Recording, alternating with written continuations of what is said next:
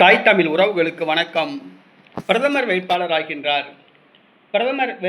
என்ற தலைப்பில் இந்த காணொளியை நாம் காண்கிறோம். 2029ஆம் ஆண்டு இந்திய பாராளுமன்ற தேர்தல் நடைபெற உள்ளது. 2029ஆம் ஆண்டு இந்திய பாராளுமன்ற தேர்தல் நடைபெற உள்ளது. பாரதிய ஜனதா கட்சி பிரதமர் வேட்பாளராக அமித்ஷா நியமிக்கப்படலாம் என கூறப்படுகிறது. நரேந்திர மோடி தொடர்ந்து 12 ஆண்டுகளுக்கு மேல் பிரதமர் பதவியில் உள்ளார். ஆகவே அவருக்கு வயது 75 வயதுக்கு மேலாகிவிட்டது. அவருக்கு பிரதமர் வாய்ப்பு கிடையாது. பாஜக பிரதமர் வேட்பாளராக அமித்ஷா அல்லது உத்தரப்பிரதேச முதல்வர் ஆதித்யா அவர்கள் நியமிக்கப்படலாம் என கூறப்படுகிறது.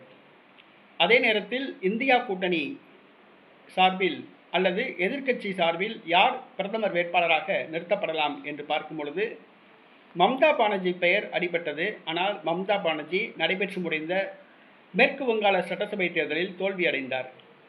உத்தரப்பிரதேசத்தில் அகிலேஷ் யாதவ் கண்ணுக்கெட்டிய தூரம் வெற்றி முகம் தெரியவில்லை. ஆம் ஆத்மி அரவிந்த் கெஜ்ரிவாலும் தற்பொழுது பின்தங்கியுள்ளார். தற்பொழுது எதிர்க்கட்சிகளின் பிரதமர் வேட்பாளராக தமிழ்நாடு முதலமைச்சர் ஜோசப் விஜய் நிறுத்தப்படலாம் என கூறப்படுகிறது.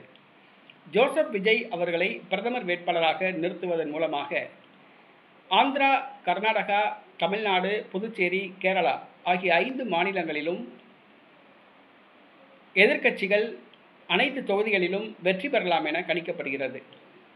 வட மாநிலங்களில் அந்தந்த மாநில கட்சிகள் வெற்றி பெறலாம்.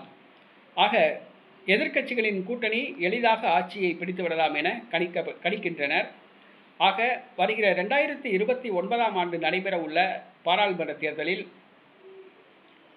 எதிர்க்கட்சிகளின் பிரதமர் வேட்பாளராக தமிழ்நாடு முதலமைச்சர் ஜோசப் விஜய் நிறுத்தப்படலாம் என கூறப்படுகிறது. இதை கணக்கில் கொண்டே ஜோசப் விஜய் காய் நகர்த்துவதாகவும் கூறப்படுகிறது. காங்கிரஸ் கட்சி தலைவர் ராகுல் காந்தி அவருக்கு பிரதமர் பதவி மேல் விருப்பம் இருந்தாலும் கூட அவருக்கு அரசியல் சாணக்கியம் இல்லை.